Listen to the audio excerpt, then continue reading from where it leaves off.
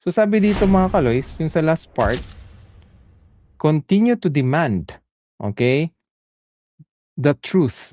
Continue to call for accountability. Let us not allow his voice to be silenced for divine, for truth, for justice. Okay? So ano pala, hindi pala nanay kundi yung aunt. Okay, hindi ko nakita yung ano. Pero yun na nga, yung unang video ng kanyang nanay ay ayaw din talaga niyang ano parang yung apology daw ay hindi daw ano yun sapat. Dapat talaga may accountability at yun na nga yung katotohanan. Yun lang naman mga kaloys eh.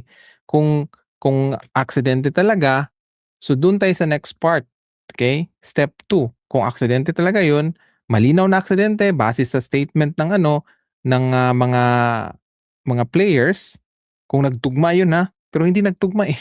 So hindi kayo maka-move on dun sa next na ano yung negligence kasi hindi ano eh, hindi nagtugma yung ano sinabi ng mga players.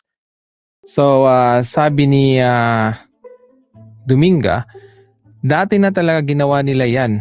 Meron dati na wala pero hindi bulgar kasi dahil sa pera, pero ngayon na bulgar dahil si nanay ni Rene naghahanap ng hustisya. Actually mga kaloys, siguro nung in-underestimate siguro nila na ay, di ba tahimik muna tayo. Mawawala din naman yung issue. Bayaran na lang natin. Mahirap naman yung dalawang players eh. Di ba? Tatahimik na yan. Right? Kasi ganito kasi mga kaloys halimbawa, ikaw ang magkakaso, dyan sa Pilipinas, kailangan mo talaga ng pera. Okay? Pag magkakaso ka, labanan ng pera yan. Kaya nga ang daming kawatan eh. So ganun talagang tapos ngayon tatahimik lang tayo, ayaw nating tulungan itong pobreng pamilya. Mangyayari din yan. Halimbawa, kung mangyari sa inyo, ganun din ang dadaasin nyo. Kailangan natin i-change. Okay, yung sistemang ganyan. Kasi ang hirap. Okay, naranasan ko. Kaya parang attach ako dito sa story mga kaloys kasi ganun din nangyayari sa father ko. Hirap na hirap din kami humingi ng hustisya dahil sa bulok na sistema dyan sa Pilipinas na lahat ay kayang bayaran. Sabi ni Jemeline, ang ending niyan, lahat ng coach maabsuelto. Ang kakasuhan lang dyan, ang pagkaisan sa coach. Yun na nga.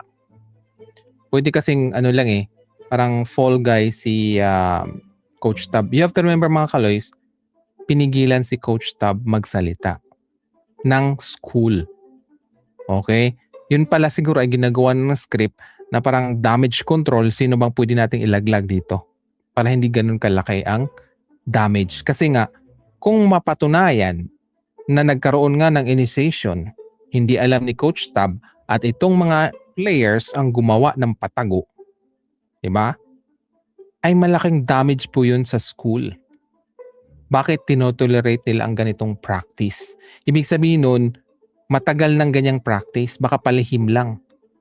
And dahil nga, para kung may mangyari man, may matigok man doon sa initiation, mayroon silang plan B na pwede lang palabasin na nalunod at mayroon silang pwedeng, di ba, i-blame at maabsuelto sila.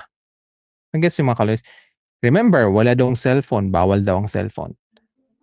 Tingnan natin yung mapa, di ba? Ang layo, okay, ng lugar, yung resort, di ba, sa neighbor.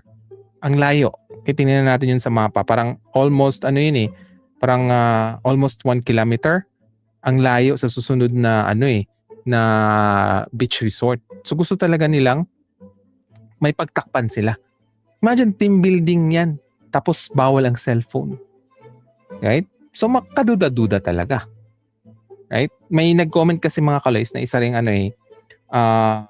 vlogger sa sports na bakit ang training nyo sa dagat samantalang si Michael Jordan daw na takot. Okay?